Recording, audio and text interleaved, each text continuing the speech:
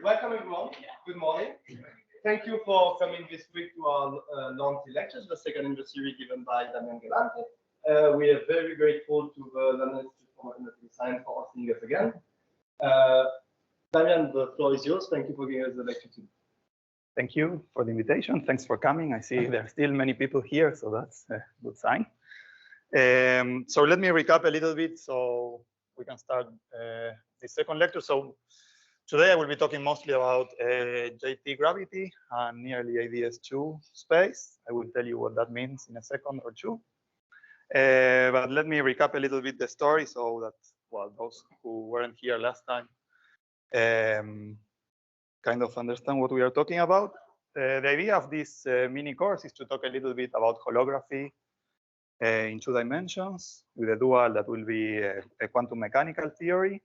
And last lecture, I was trying to motivate why this was interesting. Some people told me we don't need any motivation. It's just an interesting thing to explore. So I agree with that.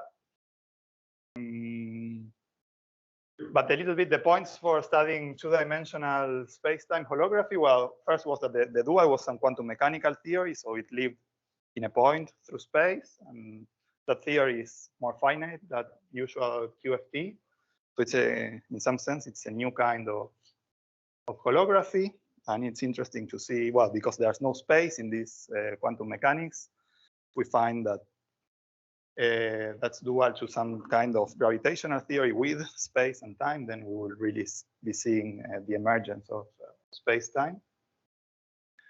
But there were also motivations coming from higher dimensional black holes. So we were looking at extremal and near extremal black holes, and we saw that near the horizon of these extremal black holes, there was an ADS2 appearing.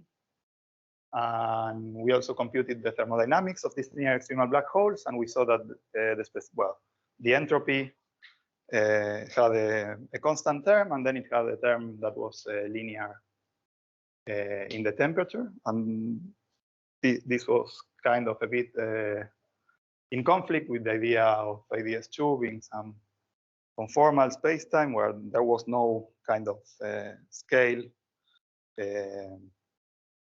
from where to have this linear in T specific heat.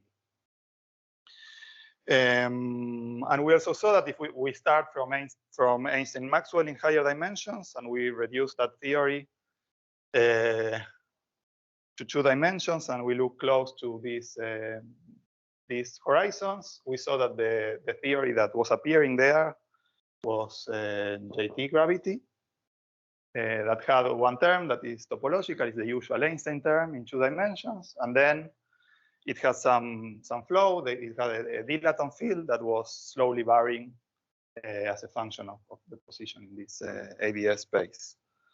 So that's the theory we are going to study today. And again, so 3 goals for today: study JT theory. Well, see how this reduces to a boundary theory. That is the so-called Schwarzenegger theory. And the last point I would like to talk about today is thermodynamics. So we will compute the thermodynamics of the theory, and we will see that it reproduces the linear in T entropy as the higher dimensional black holes. There are way more things that I could say about this theory, but some of them we will explore it in our last lecture. But this is kind of to have an idea to where we are going towards. So the title of this lecture is on the SYK model and the emergence of space-time. So next lecture, I will start directly with this quantum mechanical theory, SYK, fermions, no gravity, no anything. But I wanted first to teach you what are we expecting from gravity. So what are the features of gravity that we would like to reproduce or to have in these SYK models. So one thing would be this linear in T specific heat. The other one that we will probably explore in the last lecture is well, some correlation functions, out of time order correlation functions that kind of characterize quantum chaos in the model. And we will show again from this Schwarzenegger theory that they have a very interesting behavior that is the same one as, well, SYK and black holes have the same interesting behavior. Okay, questions? Again, feel free to interrupt me at any point, ask whatever you want. This should be pretty informal. So yeah, feel free to ask whatever you like. There are only few faculties in the audience, so it doesn't matter if you say stupid things. So let me write JT gravity on the side, the action, and I will leave it there for the whole lecture if I can, and then we will start discussing it. So this is the action. It's the same that I wrote last time. There's a topological term that, of course, won't fit in here. Let's see.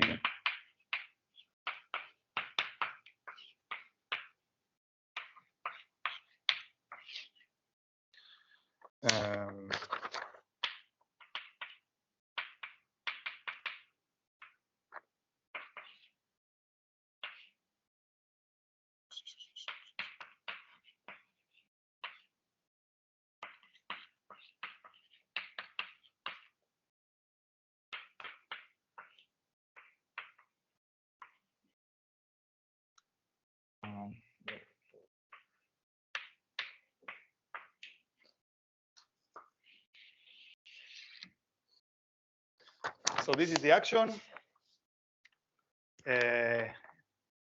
For most of today, I will be in Euclidean signature, so you will see some funny signs over here. The theory is easier in Euclidean signature, and we are aiming towards thermodynamics.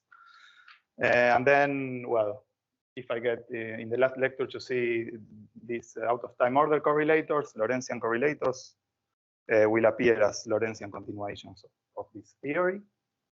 As I was telling you, the theory has not only a metric G, but also a dilaton field phi. And there's another phi naught over here. So we are in this limit coming from our inspiration from higher dimensions, that there is a big phi that shows us the size of the compact space. And that phi is this phi naught plus this little phi, and we work in a limit where phi naught is huge and phi is just a small perturbation, and this is the theory that comes at leading order in this phi expansion. So in principle, if we continue from the higher dimensional case, we will see that there are corrections with phi square, but today we will only study this theory to linear order in phi. And again, for this theory, phi naught will be just some external parameter, just some number that is very big. And we can also, well, we'll see that we'll have to make it very big in order for this phi to remain small throughout all our analysis. As I was saying, this term is topological. So any metric with the same topology, well, it's proportional to the Euler characteristic of the metric, and it will give just a constant. And this next term is the one that will give us some interesting dynamics to study.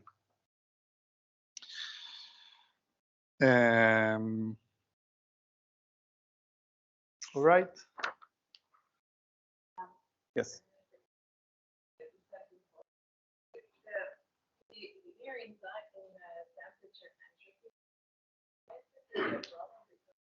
That's when you say near ADS and you keep this next term. Yeah, exactly. So that.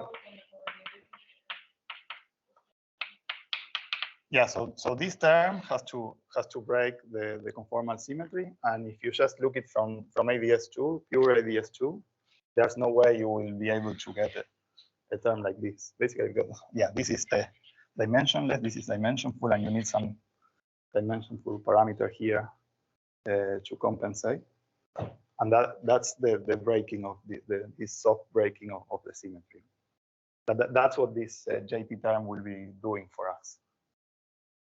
But you're not in exactly yet. I mean, it's near ADS. I will be near ADS2 in a moment. Right now, I'm anywhere, nowhere. I mean, is it really a problem when you compare something you were not expecting, or because you have probability?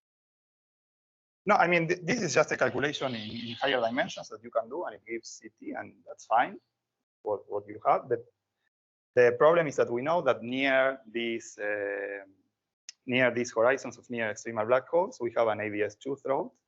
And so because the temperature comes from that near horizon region, you would like to explain this behavior from the near horizon region of these black holes, that is ADS2. And so we will need to show how to break these ADS2 symmetries in order to obtain this thing. And that's what JT will be doing for us. But in principle, just a theory of like pure ADS2 would never give you something like this.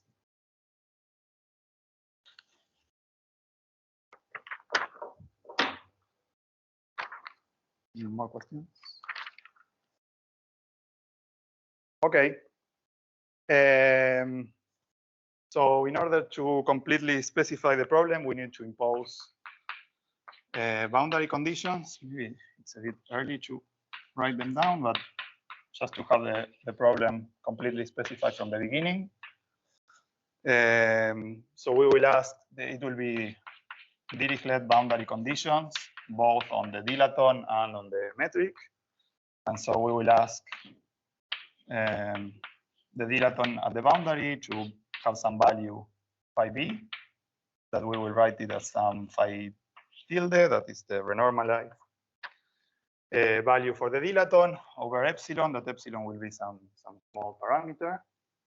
So this dilaton will grow towards the boundary of ADS, as we will see in the moment, and we will cut it at some value like this. And here you can, well, let me just leave it for later, but there's already something here appearing.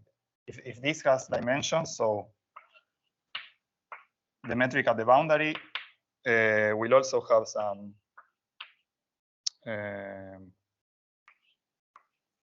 value epsilon. It will go like 1 over epsilon square. And so epsilon, in principle, will have some dimensions of length, and this dilaton over here, phi tilde, will already have some units of length. And so this completely specifies the problem, right? We have a Euclidean problem, we have an action, we have boundary conditions, we can go and solve this problem. And I was anticipating this a little bit at the end of last lecture. So this term won't play a role. It will just compute this zero temperature entropy. And most of our study will be on this part of the action. And it's pretty easy to see that the dilaton appears there. Well, I mean, this is a boundary theory. It won't contribute to the equations of motion. And here the dilaton just appears linearly with no kinetic term. So it's very easy to find equations of motion for that dilaton. So let's look at equations of motion. If we vary the action with respect to the dilaton phi, we get simply that r plus 2 is equal to 0. And so r is equal to -2. And this is a big simplification. In 2 dimensions, r equals to -2 means that the metric is ADS, at least locally at every point, it's ADS. There's nothing else in 2 dimensions. And so this first constraint of the dilaton already reduces the problem a lot. We started from some action that could not identify like all metrics with the same topology will have the same action. And once we'll see, we will integrate the dilaton out, or we will impose the dilaton Chauvion shell. This restricts our metrics only to ADS2 metrics. And one can even think about adding some matter theory over here. That's what we will do at the very end. So even if we add matter, we add some action, some extra matter on this ADS2. This matter will only talk through the metric, so it won't change this equation of motion for the dilaton. So we will be able to include matter in this ADS2 or near ADS2 space, but with minimally coupled matter that only talks to the metric. But yeah, so you could imagine, standard minimally coupled matter to gravity won't change the equation of motion, the dilaton. I guess you could imagine doing stranger things, but that's not usually what we do. Okay, and then there's another equation that comes from doing variations with respect to G. Well, yeah, a little bit about the notation. Well, G is the metric and H is the induced metric on the boundary of this spacetime. K is the extrinsic curvature. I don't want to talk too much about it until it comes later. And that's it. So if we vary this, we get an equation for the dilaton that looks like this. So 8 pi g Newton. And then we get what we call the stress tensor for phi.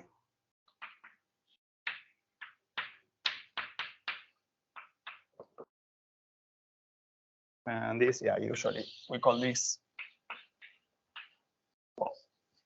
T mu nu phi is equal to 0. And again, if we have matter, this will be equal to some T mu nu matter. But that matter won't change the R equals to -2.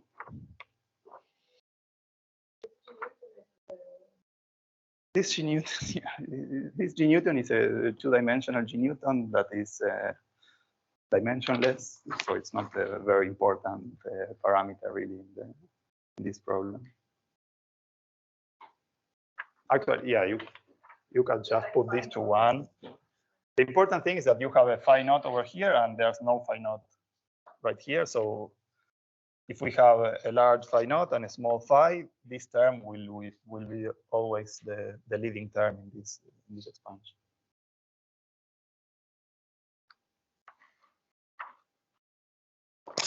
Other questions?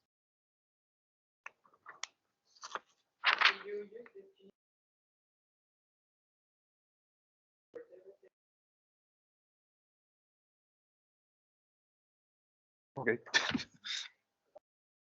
You just absorb it in the scaling of phi. Yeah, exactly. It's not really meaningful.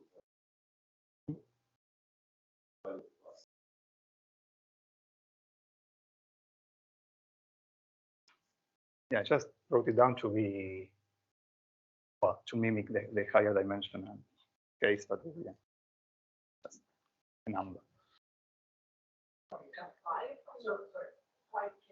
Is that coming 5K? It's just K. Oh, yeah, this one is K. So.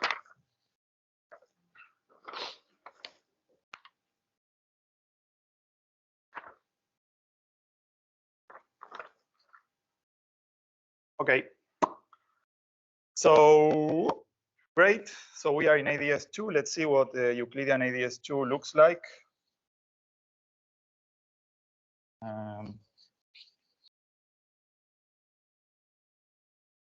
spoke briefly about that last class, but let me write it again. So R equals to -2, then we are Euclidean ADS2, and Euclidean ADS2 is the hyperbolic disk.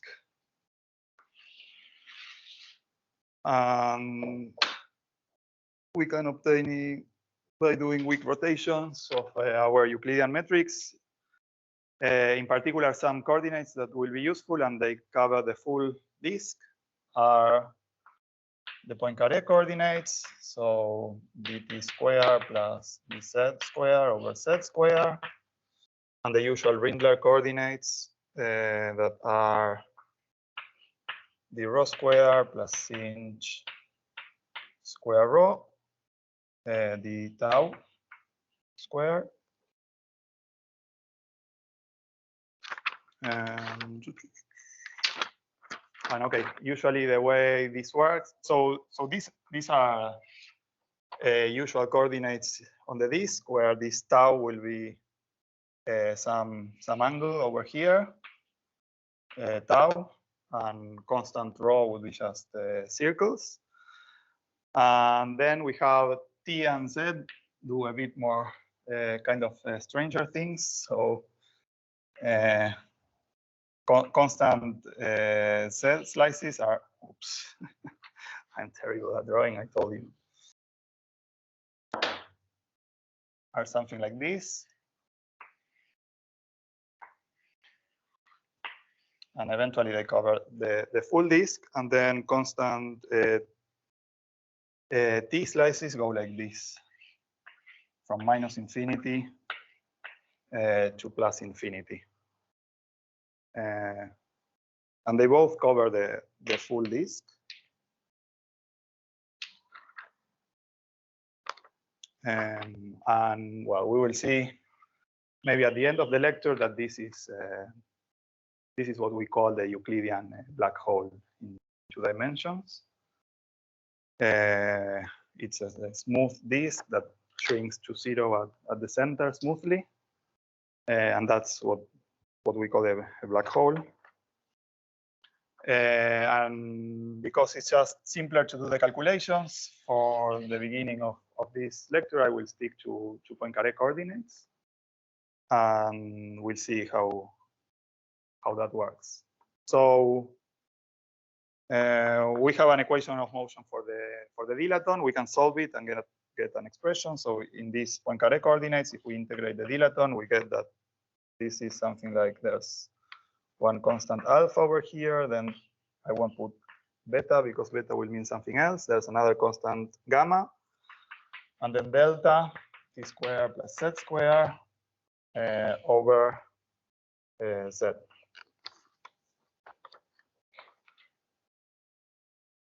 Something interesting to note is that we have 3 integration constants, and maybe later they will be related to SL2R somehow. Yeah, we will see that usually, okay, the Schwarzenegger theory will be a higher derivative theory, and so it will have more integration constants than the usual 2 constants that we use.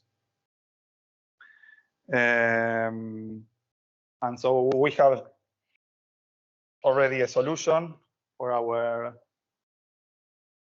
metric and our dilaton, and we already see that we start getting into trouble as we go towards the boundary of the space. So the boundary is at Z going to 0, and then the metric blows up. That's the usual ADS stuff, but only also the dilaton blows up towards the boundary, and that at some point we start to be in conflict with this idea that the dilaton is just some small perturbation on top of this phi naught.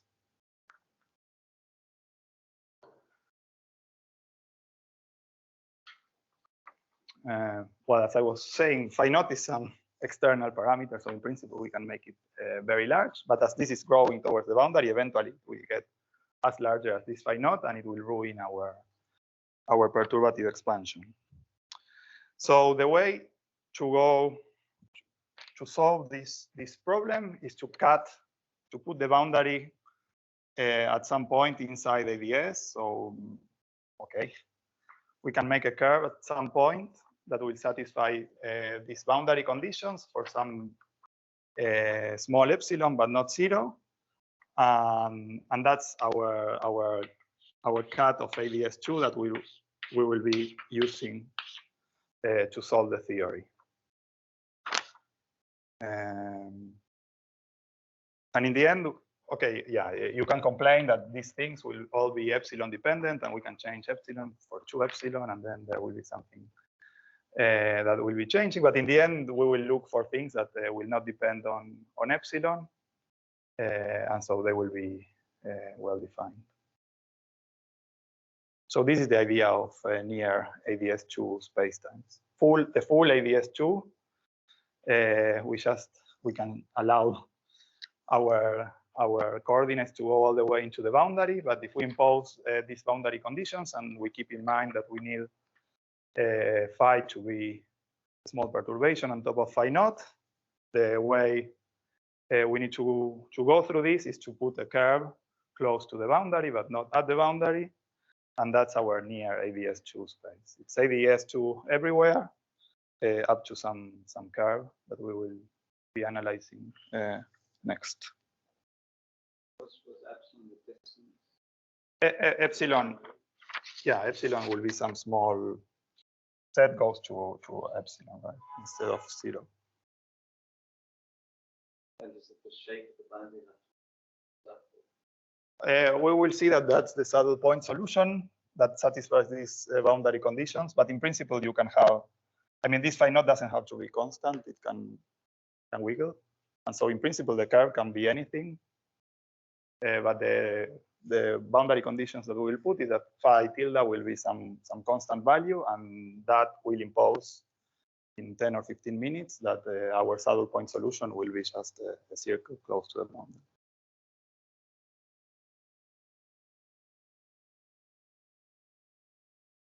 More questions?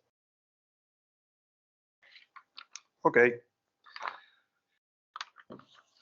So I told you that JT gravity reduces to a boundary theory, and this boundary theory will live in this curve. So it's good to spend some time analyzing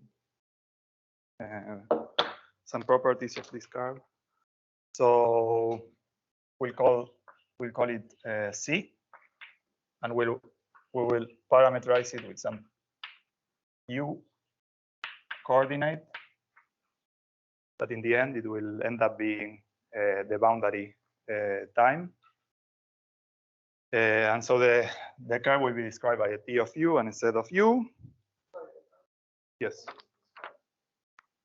This curve is some curve. Let me erase here. So this is the full hyperbolic disk. And I will do some curve in principle of any shape close to the boundary. Right, it's some curve on ADS2, and I will ask this curve to satisfy my boundary conditions.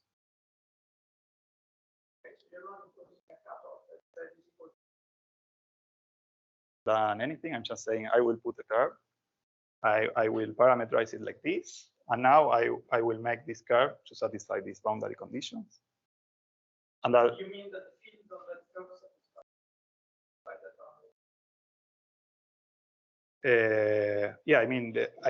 Yeah, the induced metric on this curve will satisfy this boundary, and the dilaton on the curve will satisfy this other condition. Yes.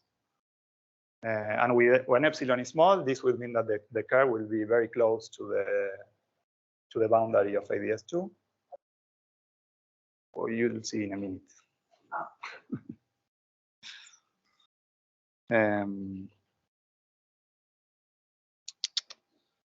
Yeah.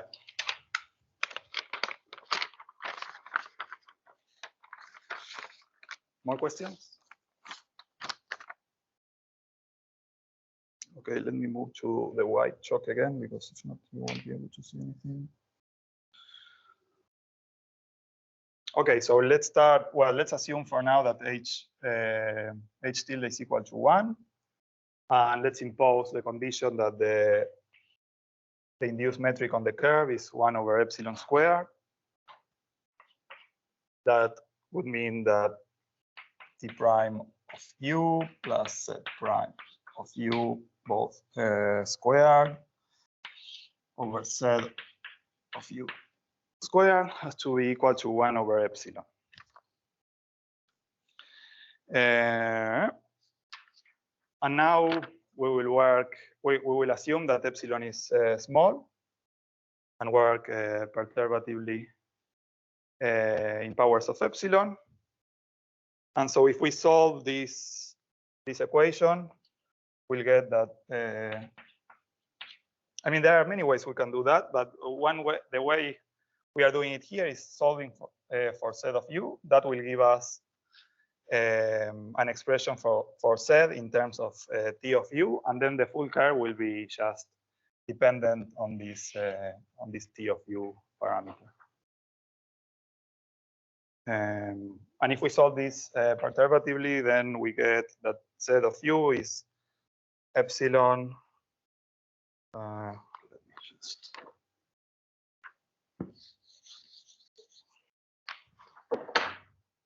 So basically, yeah, Z is epsilon plus some correction. T prime square plus Z prime square. And this is epsilon tau prime of U plus order epsilon square corrections. Yeah, H tilde won't be very important for us. Yeah, but then you can change.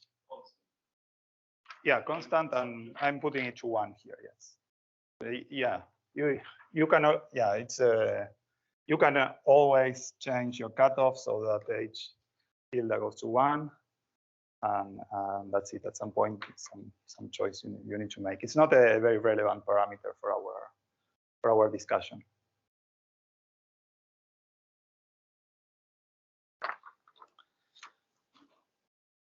So imposing this boundary condition just give us Z of U equals to epsilon tau prime of U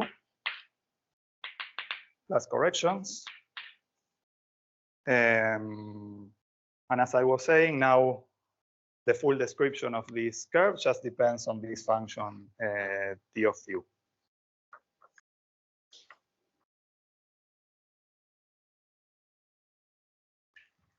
And here I will start talking about the symmetries of the problem and how the two terms in the action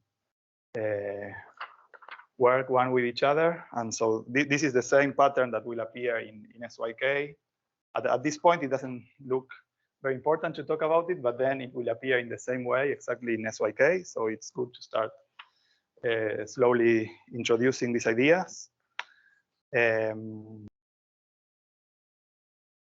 And so the idea is that if we would just look at this term, every T of U will give the same result, right? T of U will just describe some curve. So there will be many T of U's will describe different curves. And all of them will have the same topology. So the first term in that action will be the same for all of them. So this, in terms of symmetries, will mean that there's a full symmetry and the reparametrization. Basically, if you take your boundary time U to some f of U, then the action is the same. And so there's a huge degeneracy of solutions. All the solutions are valid. But then once we impose the boundary condition and we fix one solution, that breaks the symmetry. And how that breaks the symmetry? In two ways. First, the solution breaks the symmetry, and then this other term breaks the symmetry explicitly. So yeah, so how does it work? Usually, if we move from some U to some f of U, we will change the curve. And these curves will all have the same action, but there will be some f of U's that won't change the curve. And these are related to the symmetries of ABS2. So if you do translations or rotations along the ABS2, you will keep the curve, you will keep the same curve. It will be just a description of the same curve.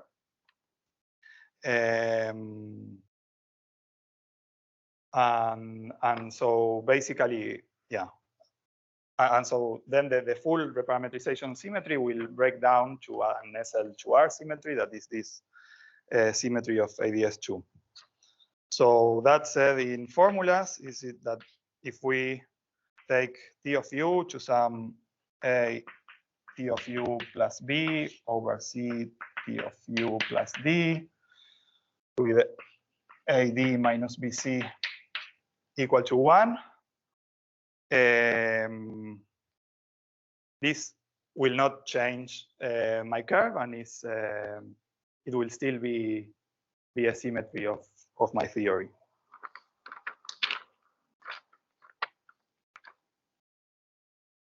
So every curve that I choose here spontaneously breaks the full reparametrization symmetry down to an SL2R symmetry.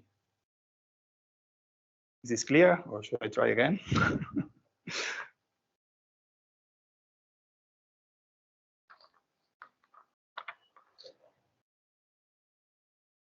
Questions? Huh?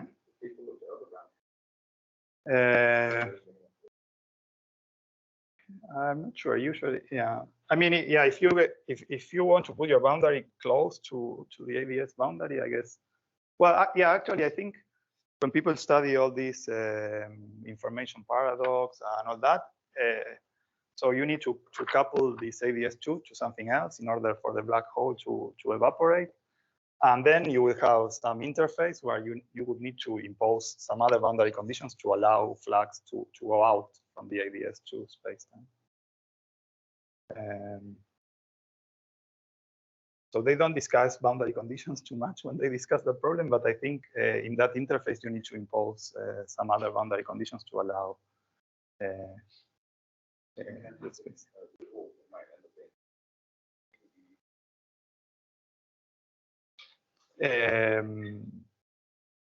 Yeah, I mean that's a different problem. You need to couple it to something else, and spacetime won't be cut off there. But yeah, standard Dirichlet boundary conditions will take you here. Can you say one more time, so the boundary condition, right?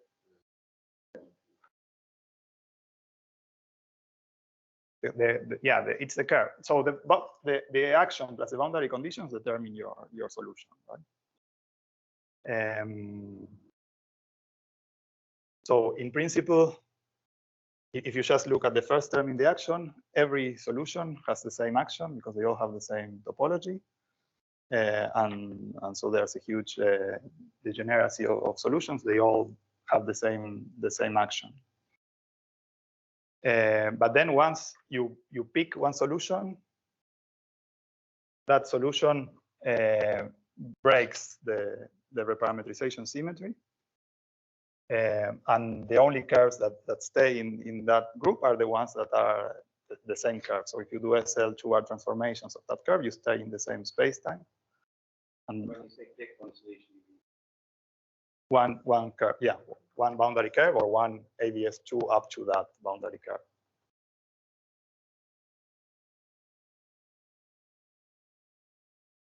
Okay, and we will see exactly how that breaking takes place in this JT action by trying to find an action for this T of U, and that will be the Schwarzenegger action. Yes. I see why you said that transformation doesn't boundary condition for the metric. Mm-hmm. Why doesn't it change the time? The phi part. You're also imposed for actually here you only impose the boundary condition for the metric. Up to here, I only, yeah, but they come kind of together, right? Because the solution for phi was basically phi over z, or yeah, phi tilde over z. So I kind of impose both at the same time. They are kind of the same boundary condition. Phi is, yeah. You can think about phi as being 1 over z. And that's it.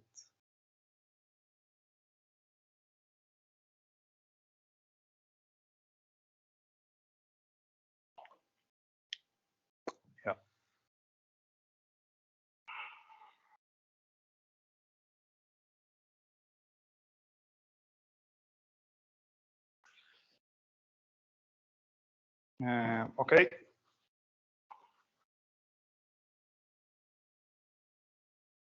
Let me leave this over here. How am I doing with time?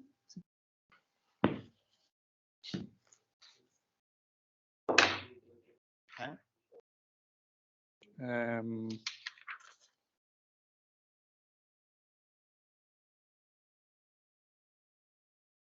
Let me get to the Schwarzenegger action and then we'll make the break. So the Schwarzenegger theory. Schwarzenegger.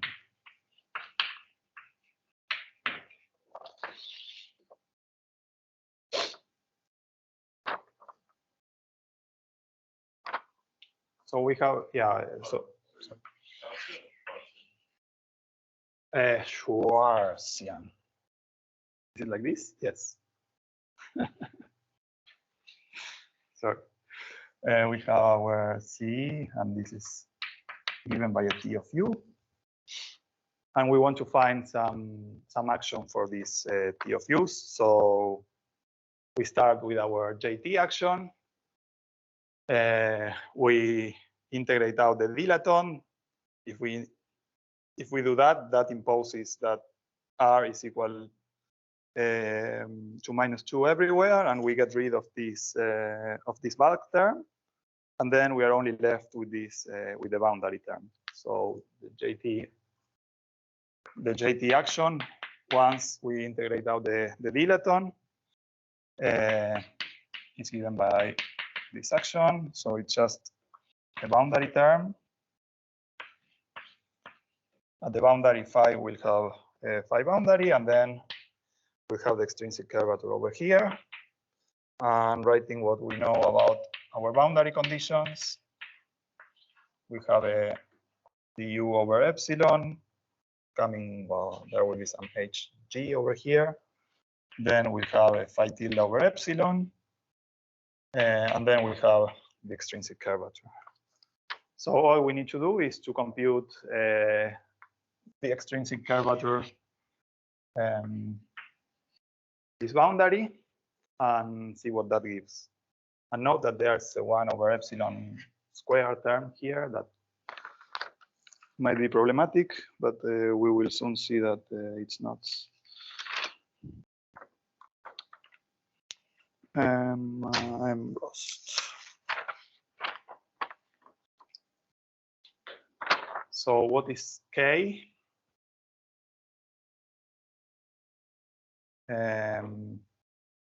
Well, let me.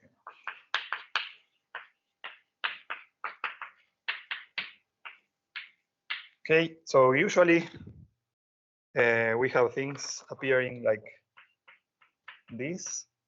So if you have a d-dimensional manifold, and then you have a surface embedded on that, you will have extrinsic curvature that will have indices that run along the surface, and then another index over here that runs along the orthogonal directions. And then what we usually call the trace of the extrinsic curvature is just contracting these I indices.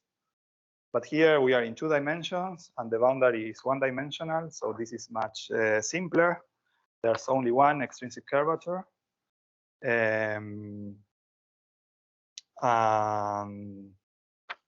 yeah, that's it. So basically, we need to specify just the tangent vector, the orthogonal vector, and just compute the extrinsic curvature. for all these formulas, I find very useful. So Matt Hedrick is a professor at Brandeis. He has a PDF with formulas for all these geometric objects, and in the abstract he puts it's almost everything I know. So if you want to look for formulas, just go in there and he will explain all the indices and all stuff. They are over there. And so given our curve, parameterized like this, t and z, then the tangent vector will be just t prime, z prime. Well, this we'll write it as vector. Then we will have a normalized normal vector z over t prime squared, z prime squared, and then minus z prime t prime. And with these two things, we will compute k. That is basically given by, if I wrote it right, it's minus HAB, TA, TB,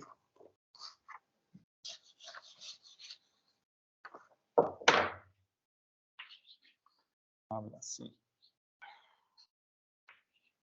over some normalization of these tangent vectors.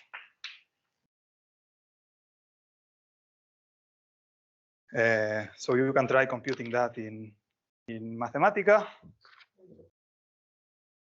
The T, yeah. So this is TC. Sorry. Yeah. So you can start.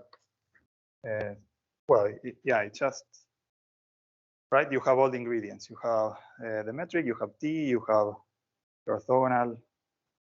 Your normal vector. So you just put all that, and you get some crazy expression for your extrinsic curvature as a function of t and z that looks like this. So it's t prime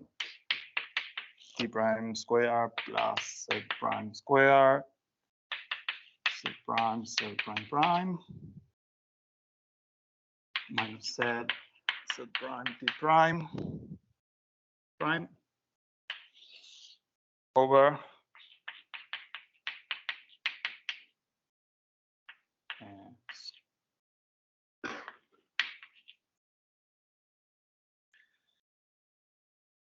try it, and if you don't find that result, then you can ask me, and I have a Mathematica file.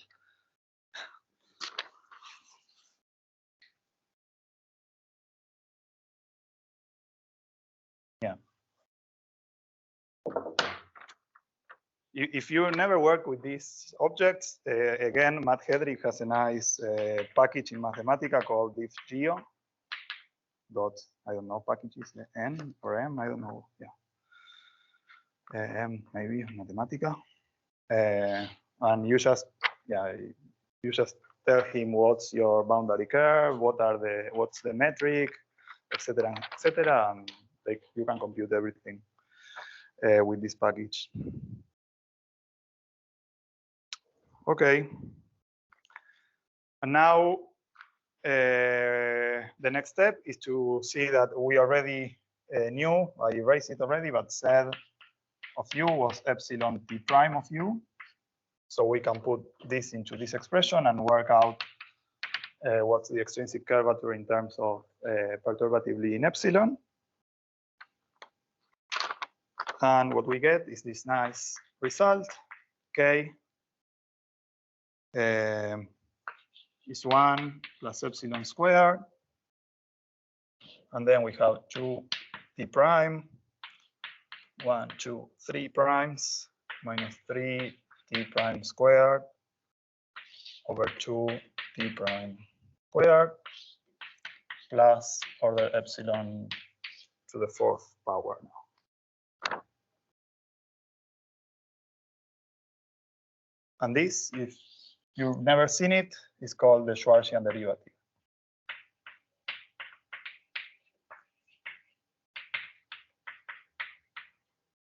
So it's written usually like this. So t of u comma u, or sometimes it's in between curly brackets.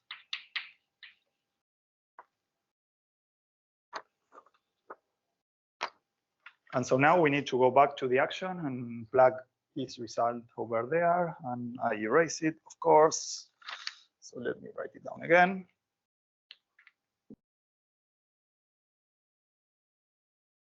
I'm going fast through this because it's just methodical. Like if you have the formulas, you put the formulas there, and this is what you get. There's not much to do.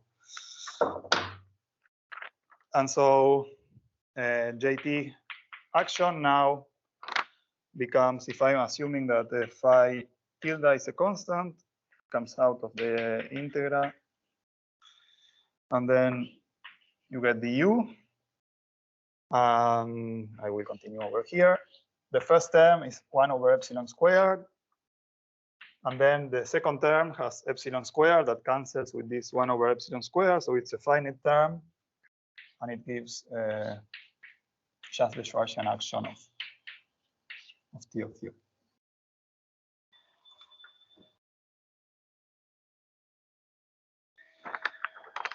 And okay, in principle, this term seems to be a little bit problematic because it diverges as epsilon goes to 0. But we cannot always add local counter terms to this theory that do not affect the equations of motion. And this is what we usually do in holography to regulate these divergences. So sometimes when you see the action of JT gravity theory, they will directly write it as k minus 1 over here. And that will remove directly this term and will leave us with a finite action for this T of u that is governed just by the Schwarzian action.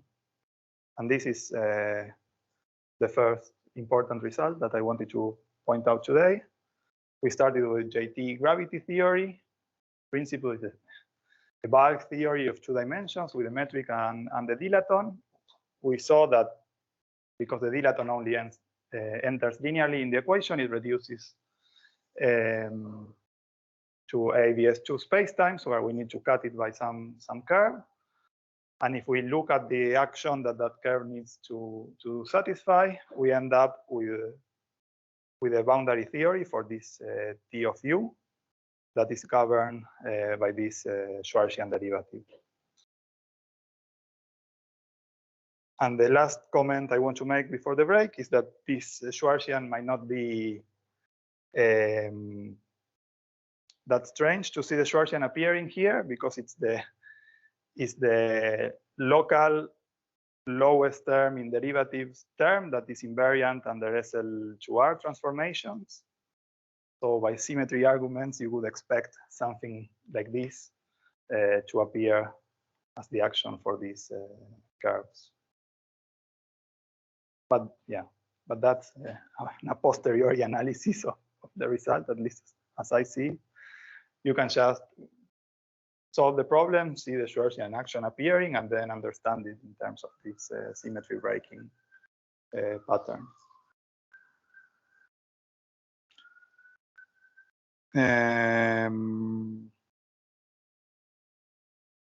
Yeah, the Schwarzian, well, let me just write it down so that you have it. So the Schwarzian T of u comma u is invariant under SL2R transformations for T of u. So it's the same as the Schwarzian for A T of u plus B C T of u plus D comma u.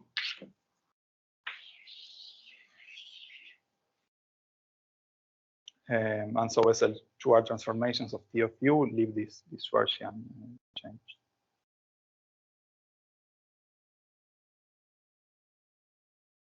Okay, let's make a 5 minutes break, and when we come back, we study a little bit the Schwarzian action. We look at the saddle point solutions, and we study the thermodynamics and see the linear in T specific heat appearing. Questions? Why would I expect randomization to be necessary, even though the boundary is constant value? Well, here we are not talking about like ABS-CFT at all, right? Well, it takes a lot of account. Let's say you show interpretation. Yeah. I agree that I can define the theory. I can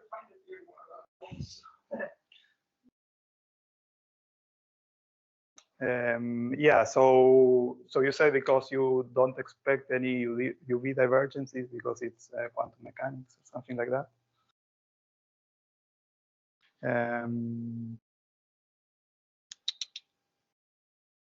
It's still Well, yeah, we'll see, but I mean, yeah, we can. I think we can come back to this question later when we study SYK, and we will see that the exactly conformal solution is divergent and it needs to be regulated. And the other question is, you told me that the Schwarzenegger derivative is the lowest in the derivative, is symmetric and the Local term, yes. What's the fuss about JT gravity? Any theory would have that about any says R minus 2, R plus 2. Yes, I agree. Okay. Yeah, it's got, yeah, it's very universal in some sense. Like it's in some sense, yeah, JT gravity shows a nice mechanism in which this breaking of symmetries take place in a way that you can control it. But yeah, any theory that just softly breaks the conformal symmetry will have this essential.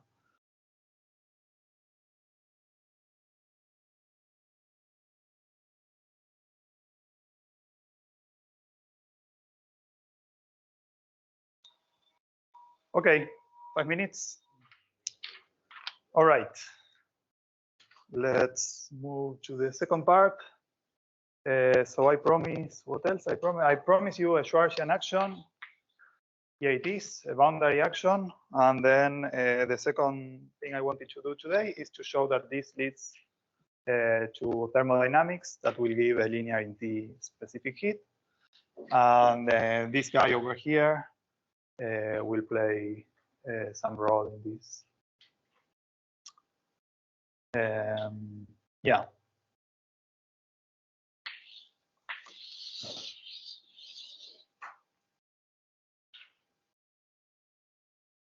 So thermodynamics in gravity, I guess it's a whole lecture for this LonTI series. If you haven't seen it or taken a course or whatever, yeah, it's a good idea. Nada will organize one. Black hole, space-time thermodynamics for LonTI. But well, here I will tell you what you need to know in order to understand what I will be doing. And if you don't believe me, you can come after the pizzas and we can discuss a little bit more how does all that appear. But the idea is, well, we are already in Euclidean signature, so we will be looking for saddle point solutions of this action. Then we will put them back on shell in the action, and that will compute for us the logarithm of the partition function, and that will be associated with the free energy of our theory, and from there we will get the specific heat and the entropy and all that. But the first point is to look for saddle point solutions of these equations, of this action, sorry. So saddle point solutions. And so you need to vary this action with respect to T, T of U. And the result is homework. You will get Schwarzian T of U comma U prime T prime equal to 0. And if you write that down in terms of T, you will get something like 1 over T prime, T prime prime over T prime, all primed, and all this primed again, equal to 0. That's the equation of motion we need to solve. Am I writing this? Oh, now I'm a bit confused. Well, I was going to tell you that this will have, well, okay, anyways, but you can see all the integration constants appearing after you integrate these 2, 3, 4 derivatives. Those are the integration constants that I was showing you before in the solution of the dilaton. But that was more from, say, a bulk perspective, and this is more from a boundary perspective, but the solution is the same, so it should give the same. But yeah, okay. But basically, what this equation is telling us is that we need to find solutions that have a constant Schwarzian. And of course, if you do SL to R transformations, we said that they do not change the Schwarzian, but we will not take them as physical solutions, but they are some part of redundancies of this curve. So we need to look for different solutions, and the way to find them is to do some trick. So the Schwarzian has some property under composition. So say that you have the Schwarzian of F composed with G, comma T, and this can be written down as G prime squared S of F comma G plus S G comma T. And now the trick is to go from Poincaré coordinates to Rindler coordinates. And that can be done by sending T of U to tan of tau of U over 2.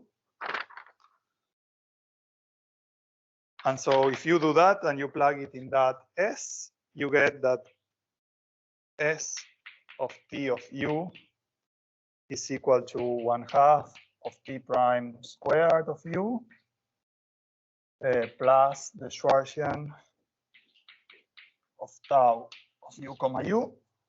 And as you see, Schwarzian is becoming only an S. And soon we will not write it down anymore. And so this T was going from minus infinity to infinity. And now this coordinate tau goes from minus pi to pi.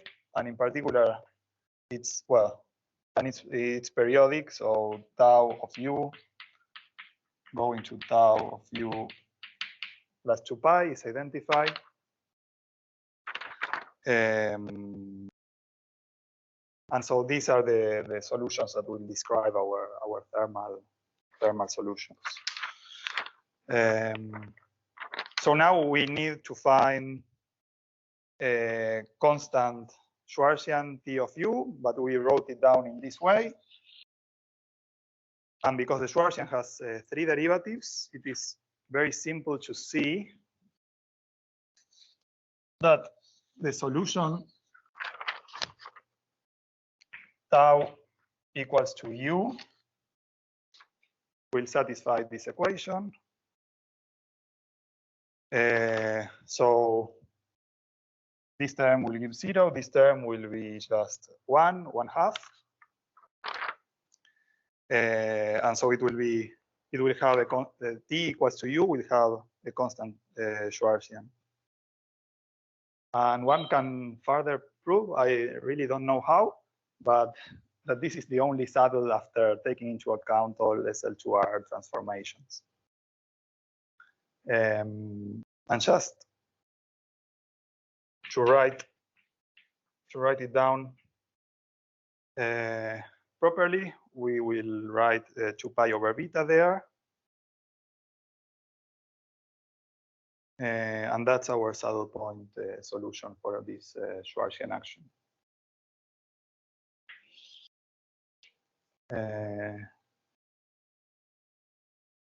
Yeah, so tau goes from minus pi to pi. Is that true? Yes. And then U goes from 0, or yeah, tau is 0 to 2 pi, and U goes from 0 to beta.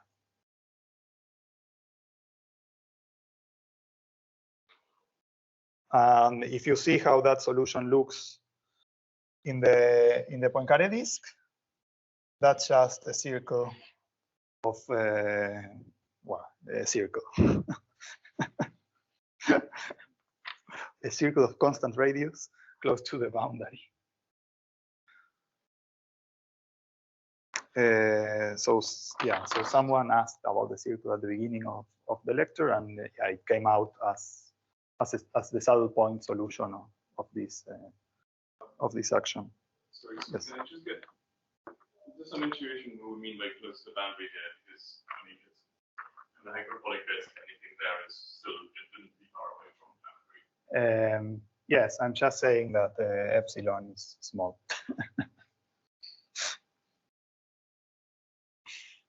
Yeah.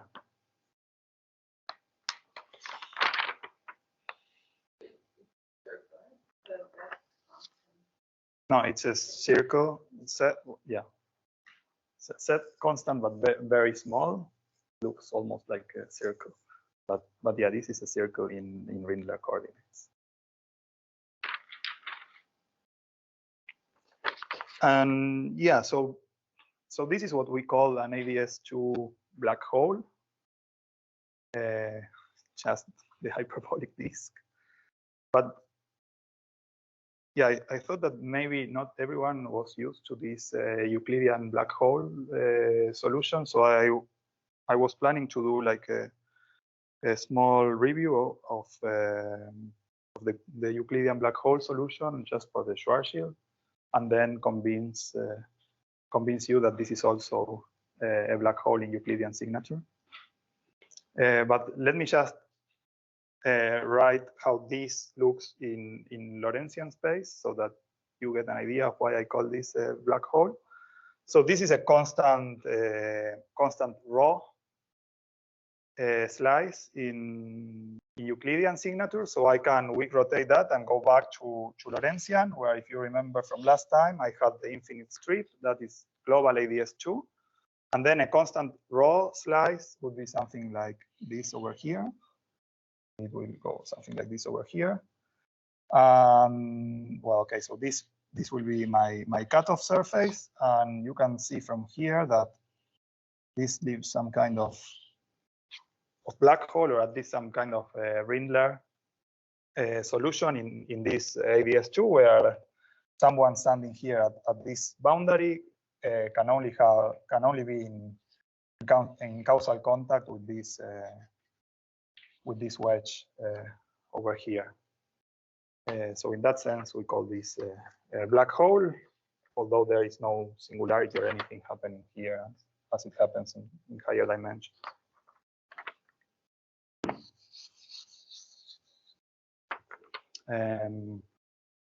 Okay.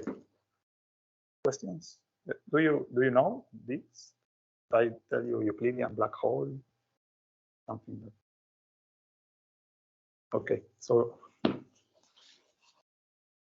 okay, let me write down a few things about that, and then we continue.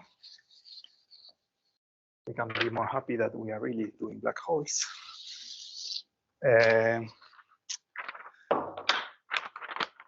So let's say we are back in Lorentzian signature, and we have some higher dimensional metric that looks like this. This will be some simple version. Of course, you can do more complicated things. So we are in 4 dimensions.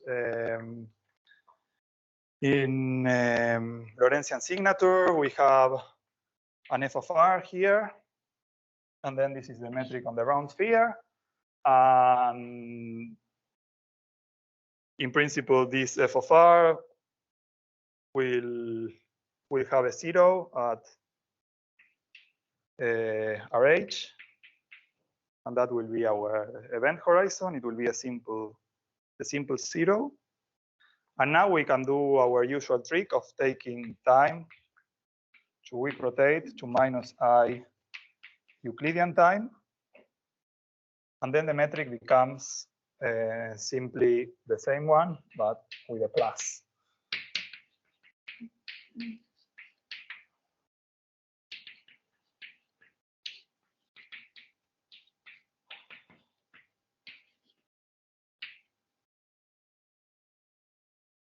Okay, so it might seem that we haven't done much. Still, there's kind of a singularity at r equals to 0, and another 0 over here that looks problematic at f equals to RH, at r equals to RH. But now we can expand the metric close to the horizon. So then we will do something very similar to what we were doing during last lecture for the extremal black hole. So we will choose some coordinates rho, that are like 2 root of r minus rh over f prime of rh. And then we will have a coordinate theta that will be just Euclidean time over 2 f prime of rh. So you can do that change of coordinates and then work out how the metric looks close to rh, so rho close to 0. And what you get is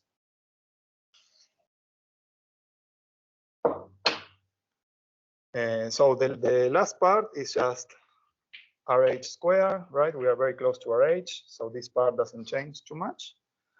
And then the f of r part gets a term that looks like rho square d theta square plus rho square plus the rest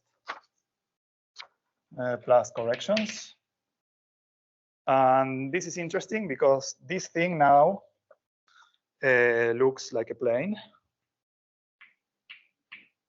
in spherical in polar coordinates.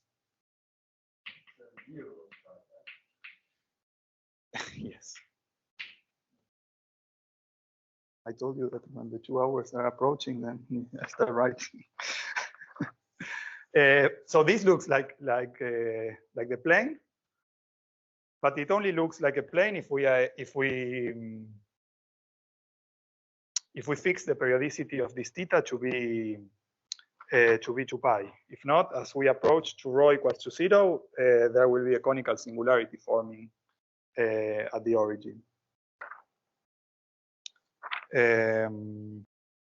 So in order to avoid this conical singularity, we need to impose some regularity condition on theta. It has to be periodic with period 2 tau, and that takes us the Euclidean time to also be periodic with period that I will call beta. And looking at this here, we see that beta has to be 4 pi over beta, 4 pi over f prime of rh.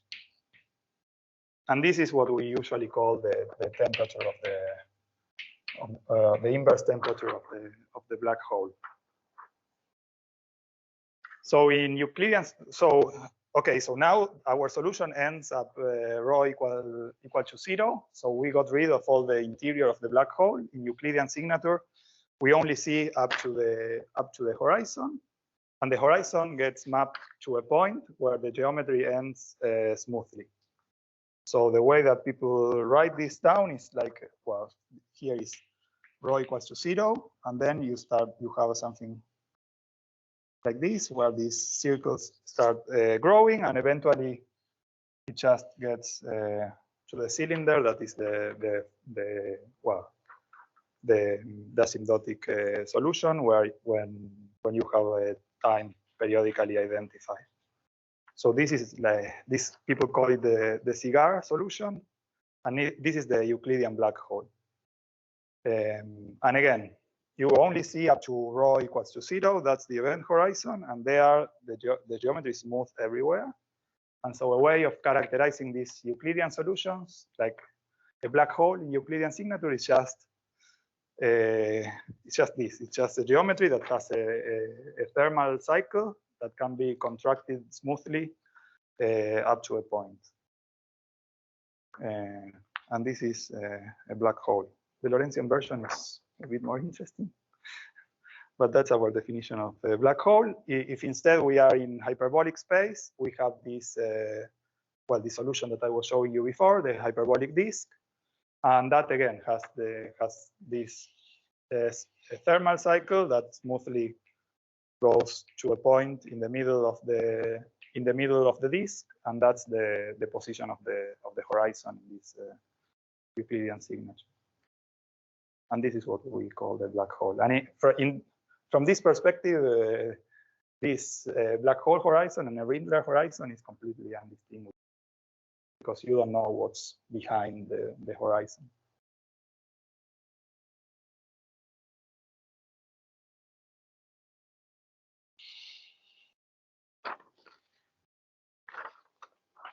Okay.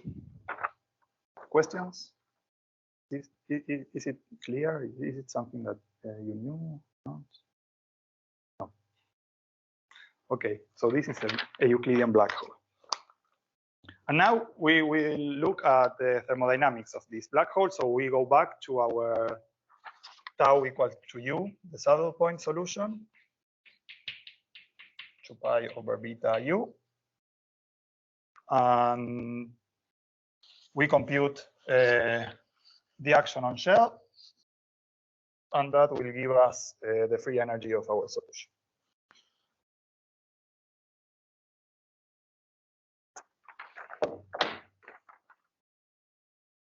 So the partition function at finite temperature is given by the on-shell action evaluated at the saddle point solution. But we know that this S grab now, well,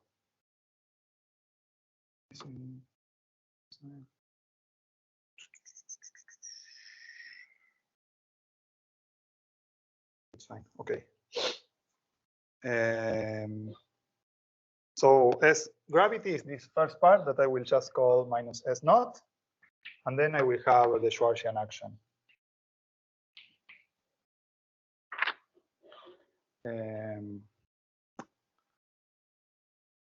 That's fine. And now I need to evaluate this action on shell. So that means I need to put this solution in this action and see, well, not in this action because I changed coordinates. So I have this plus 1/2 tau of u prime, and this instead of being t is tau. And so I plug this in here. The Schwarzenegger just gives a 0 contribution, tau prime squared. This just gives 2 pi squared over beta. The u goes away. And so this part over here gives minus pi tilde over 8 pi g Newton, 1/2 2 pi over beta squared. And I still need to integrate this from 0 to beta du.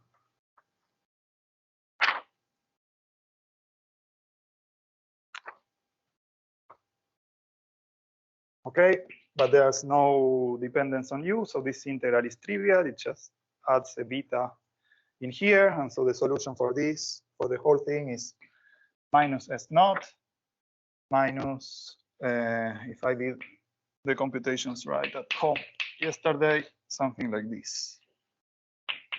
8 pi g Newton, 1 over beta, and I have a phi tilde over here.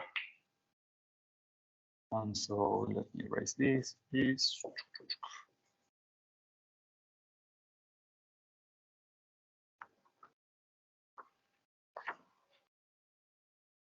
Okay, so now we need to identify the log of the partition function with minus beta times the free energy.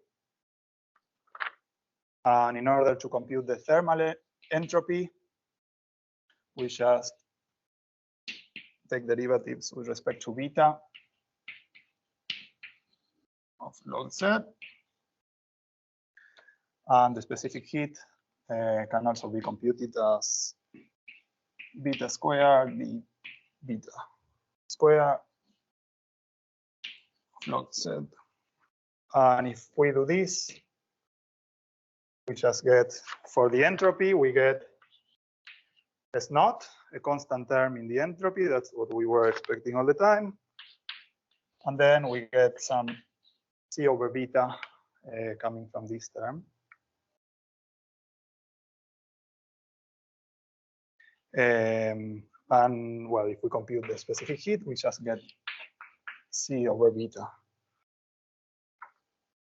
And so finally, we recover this, well, beta is inverse temperature, so we recover this term that is proportional to the temperature in the entropy and in the specific heat. And again, this is only possible because we introduced this phi naught that has dimensions of length and makes this whole term dimensionless.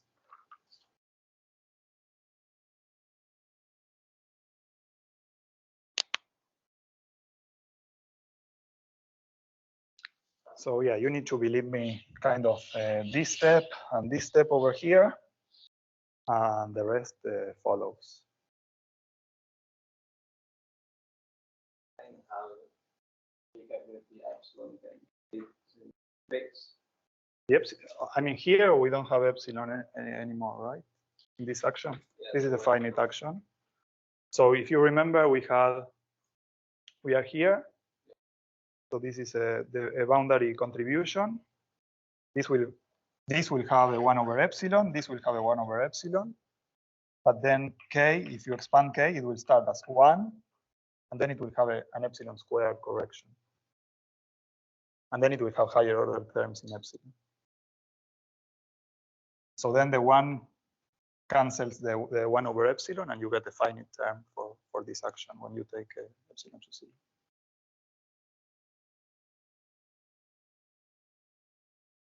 But this action is already finite. It came out of that calculation.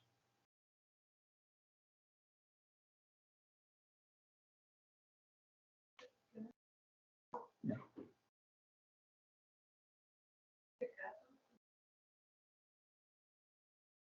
Do you need? No. Well, it depends on what you mean by a black hole. Yeah. So you need in ADS2 you need to do it. So if you look at the Lorentzian solution, that's an infinite strip. That is, there's no black hole at all.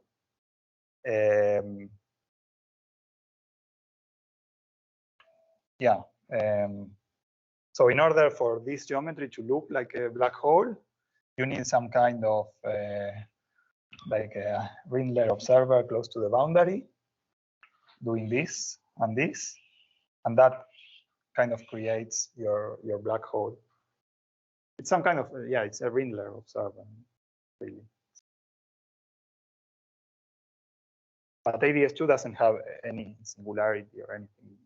You kind of create your horizon by considering these constant raw surfaces that in Lorentzian signature, they look like a black hole in the sense that they are a smooth solution with a contractible cycle that goes to 0. That's always an accelerated observer will always see a black hole. Yeah. Yeah. But yeah, if you want, the extra ingredient here is that this comes from a higher dimension, a black hole, and it's universal. For all near extremal black holes, you will see some throw that looks like ADS2. And I guess, yeah, it's the closest you will get to a black hole in 2 dimensions.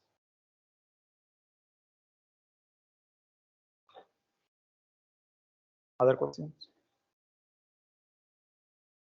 So what's the status with the pizza? Okay, I can say one more thing that will be useful in our last lecture. And then I will summarize, tell you what we are going to do next week. Hopefully I will convince you that you need to come again next week. And then we stop and we have pizza. Okay, so this is kind of the thermodynamics, but in the last years, we learned that we can go a little bit beyond thermodynamics and consider fluctuations around the saddle and see how correlation functions look when we perturb a little bit the saddle point solution. And the motivation comes from ideas from quantum chaos and stuff, but I will motivate all that the last lecture. It will be one long calculation of the 4-point function, but it will be nice to have this result already there. So I want to have now an action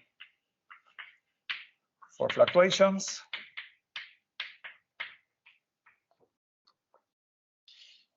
So say now that I have my T of U, and I have my saddle point solution, and I decide to perturb it a little bit by an epsilon that doesn't have anything to do with that epsilon, but I will call epsilon anyways, because I wrote my notes with an epsilon.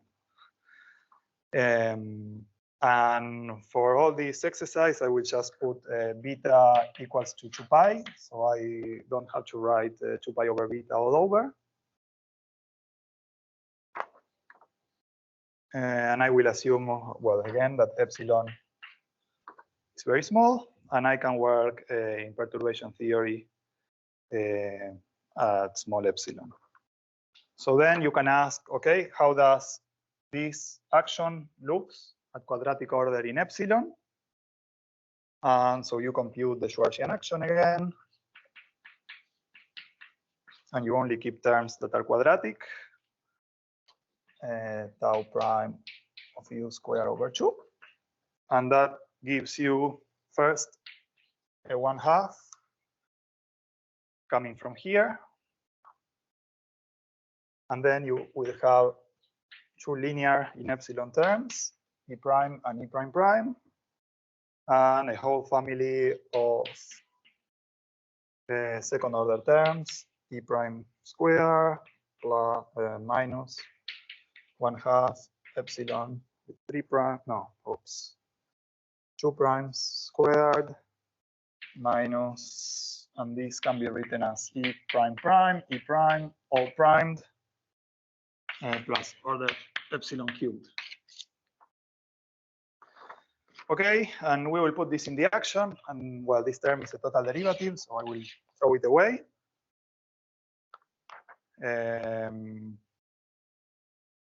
And what else do I need to throw away? Well, okay, these are also total derivatives. So in the end, well, the constant, I will ignore it. In the end, I'm left with S for the fluctuations. It will be, I will call all these terms C. So I have C over 2. And then I integrate from 0 to 2 pi du. And I'm left with these 2 terms over here. So epsilon prime prime square minus epsilon prime squared. And that's my second, my quadratic equation for these epsilons of u. It is basically the linearized Schwarzenegger theory.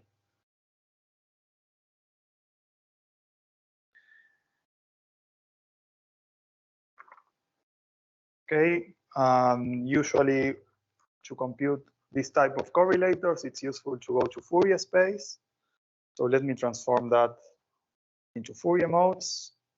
Let me erase this.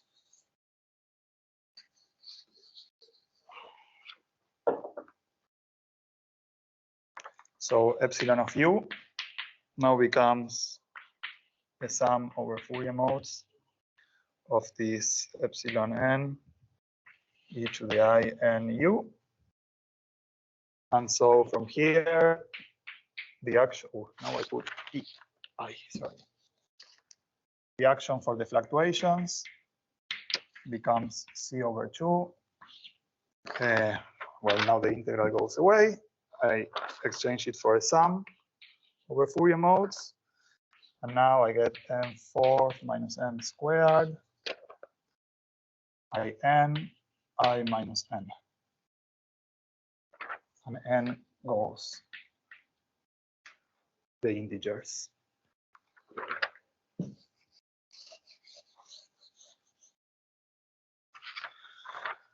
And now if I want to look at the propagator of these epsilons, it might be a bit problematic because I need to invert this term over here, and this term over here has zeros. So when n is equal to 0 or plus and minus 1, this thing gets 0, and when I do 1 over this to get the propagator, it will just diverge. But we already know that SL2R has 3 generators, and so these 3 modes are related to these symmetries of SL2R, and we said that these symmetries are not physical, are just redundancies, so we will take those modes away. And so finally, the propagator that we will get for these epsilons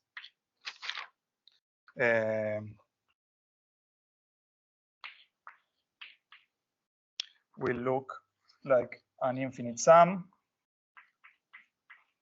where I not considering 0 plus or minus 1, but I consider the rest of the integers of e to the I n u over n squared minus 1.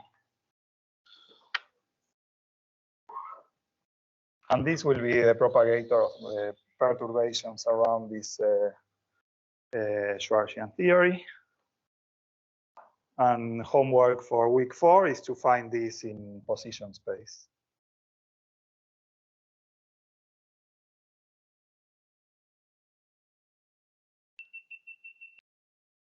I think that's telling me that I'm out of time. Low battery, yeah, okay.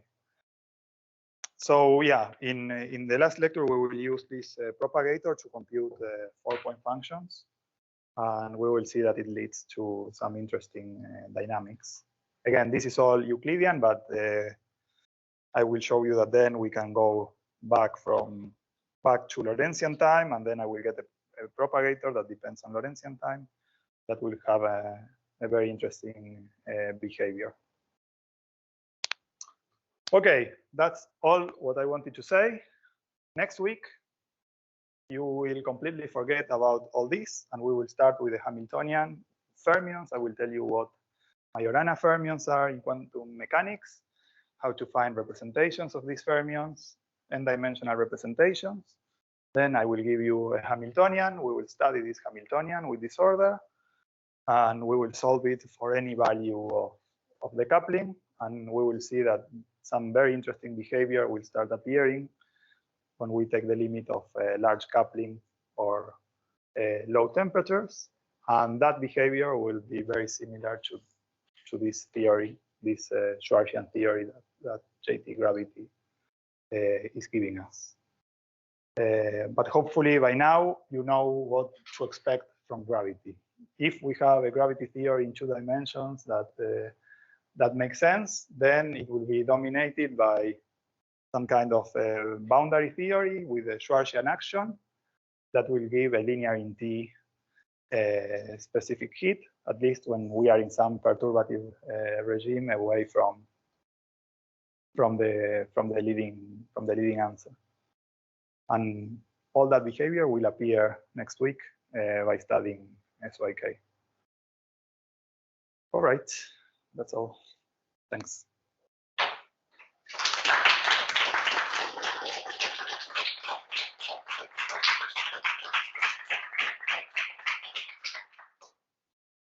Questions? Have any homework for us? I put a lot of homework. If you were listening to my lecture, no, yeah, I can prepare homework for you.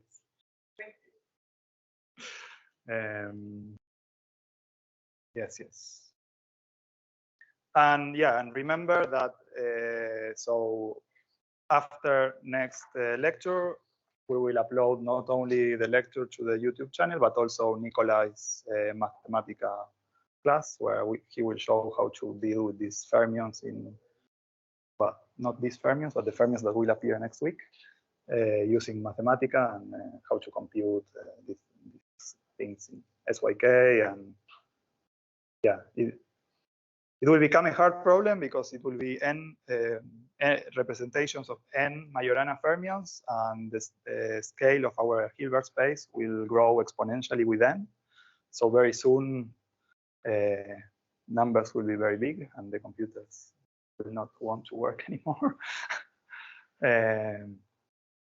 But Nicola is a genius in Mathematica, so he will show us how to do the tricks to make it work, at least for high enough n that we will see all the effects that we would like to study. And if not, you ask Sam, but he's our other expert, and he's been fighting with this SYK for a while now, so he knows how to deal with this. Other questions? I didn't quite understand how the n plus minus 1 relates. I didn't explain it. It's just this, yeah, this, well. Yeah,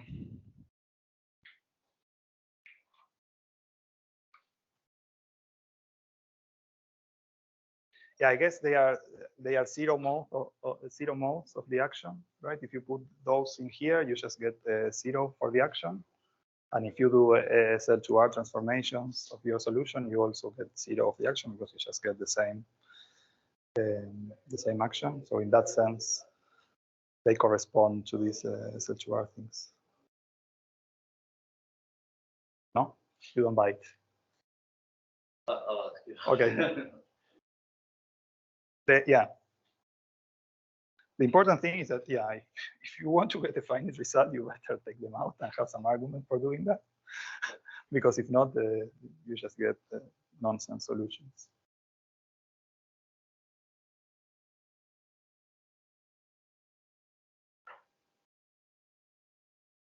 More questions? The pizza here? Some people are here. Okay. So you can keep asking during pizza time.